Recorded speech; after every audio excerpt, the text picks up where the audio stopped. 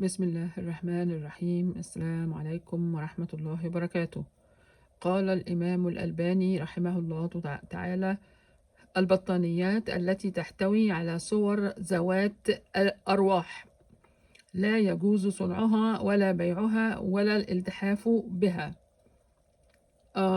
ده مش حديث طبعا، ده الإمام الألباني ده إمام، والكلام اللي هو بيقوله ده اجتهاد منه. يعني في بعض العلماء بيقول أيوة، وفي بعض العلماء بيقول لأ، ولكن والله أعلم. أنا قريت حديث من زمان عن الرسول عليه الصلاة والسلام إنه دخل لقى الستاير عنده معمولة من مرسوم عليها نمر، يعني قماش مرسوم عليه نمر، فقال لهم شيلوها وحطوها على الأرض، غطوا بيها يعني على الأرض نقعد عليها يعني.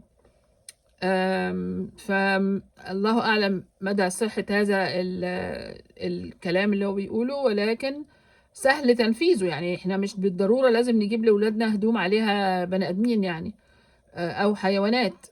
يمكن الحيوانات دي هي اللي بتجيب لهم أحلام وحشة. ربنا يهدينا جميعا.